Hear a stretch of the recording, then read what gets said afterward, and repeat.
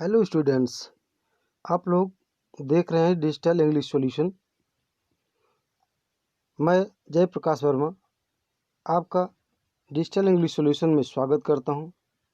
आज का मेरे वीडियो का विषय है अलाइनमेंट। यह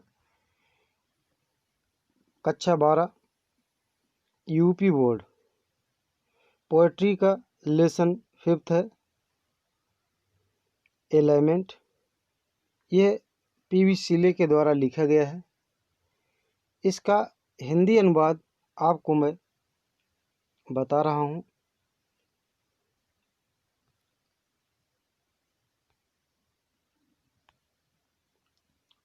इस पाठ में कवि ने जीवन में बूढ़े होने की अवस्था का वर्णन किया है।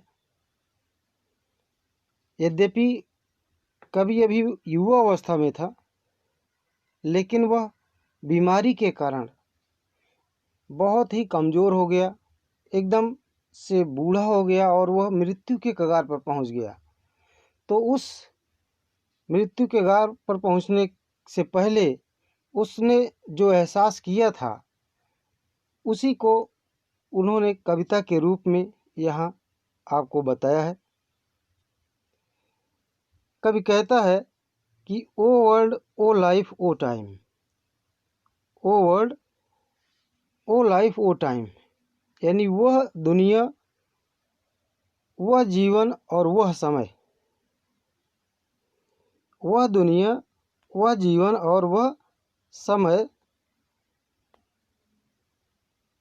अब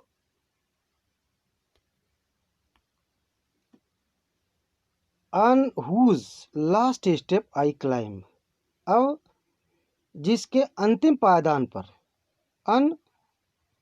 अंतिम पायदान पर मैं खड़ा हूँ, ट्रेम्बलिंग, कांपते हुए। एट दैट, जिस स्थान पर, where I had stood before, जिस पर मैं पहले खड़ा था, जिस स्थान पर मैं पहले अच्छी तरह से खड़ा था, आज मैं उसी स्थान पर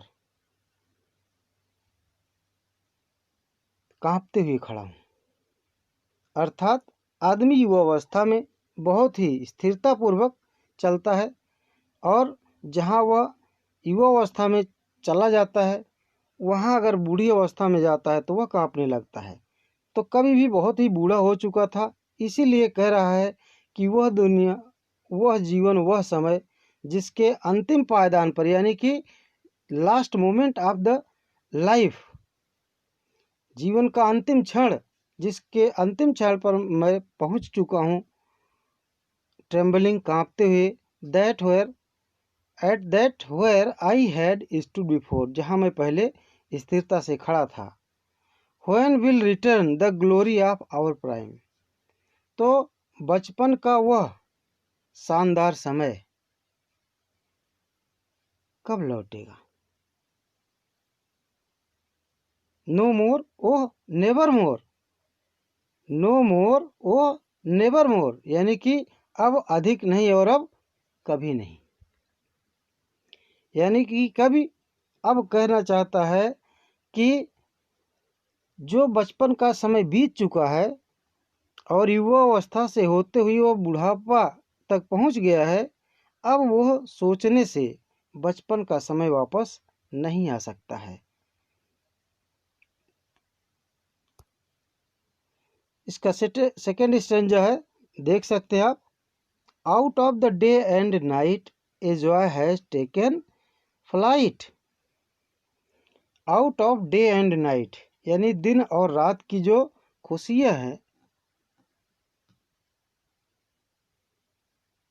टेकन फ्लाइट, फ्लाइट कर चुकी हैं, उड़ चुकी हैं। दिन रात की जो खुशियां हैं वह अब मेरे मन से वो निकल गई हैं। अब चूंकि मैं दुख में, बीमारी में अपना समय काट रहा हूँ, इसलिए दिन और रात दोनों लिए मेरे अंदर में दुख उत्पन्न कर रहे हैं। ना तो दिन में खुशी होती है और ना ही रात को ही, क्योंकि रात में बीमारी, दर्द, पीड़ा के कारण निद्रा भी नहीं आती है। इसीलिए मुझे दिन और रात किसी में भी आनंद नहीं आ रहा है। फ्रेश स्प्रिंग, ताजगी भरा वसंत, समर गर्मी एंड विंटर हो और भयानक जाड़ा। मोर माई फेंट हर्ट विथ ग्रीफ, मेरे हृदय को ज़्यादा दुख से भर देते हैं। मेरे फेंट हर्ट को यानी मुरझाए हुए दुखी हृदय को और दुख से भर देते हैं। बट विद डिलाइट, आनंद के स्थान पर। यानी मैं अब किसी भी मौसम में, किसी भी ऋतु में, न दिन में रात में, कभी भी मुझे आनंद नहीं मिल रहा है। और शायद नो मोर ओह नेवर मोर, अब वह आनंद मुझे और अधिक नहीं मिलेगा और शायद अब कभी नहीं मिलेगा। तो इस पाठ का अनुवाद आप लोग अच्छी तरह से याद कर लें। परीक्षा में आपके केवल एक्सप्लेन पूछा जाता है, ना कि जो है आपको अर्थ लिखना होता है। परंतु अर्थ आना इसलिए आवश्यक है क्योंकि एक्सप्लेन करने के लिए हमें ये जानना ज़रूरी होता है कि इस स्टेंजा में आखिर में बताया क्या गया है। हमको समझाना क्या, एक्सप्लेन क्या करना है। नहीं तो स्थिति बिगड़ जाती है। आपके स्टेंजा में कुछ और कवि ने लिखा है और आप अपनी कॉपी में कुछ और लिख करके चले आते हैं, तो जब एग्जामिनर कॉपी देखता है तो वह तुरंत जान जाता है कि आपको कितना आ रहा है और वह उसी के अनुसार आपको मार्किंग करता है। तो मैं आपको जितने भी पोएम्स हैं कक्षा 12 में कोर्स में, इस बार चूँकि आप जानते हैं कि कोर्स में बहुत से पाठ कट चुके हैं, तो जो पाठ कट चुके हैं उनको छोड़ करके जितने भी कविताएं, जितने भी प्रोज के पार्ट आपके कोर्स में हैं, उन सब का वीडियोस मैं आपको बारी बारी से दे दूंगा। लेकिन तब तक आप इस वीडियो का अध्ययन करते रहें। और एक चीज़ ध्यान दें, यदि आप हमारे चैनल पर नए हैं तो ज़रूर सब्सक्राइब कर लें, और अगर पसंद आया हो तो लाइक करें और शेयर करें और कमेंट करना ना भूलें।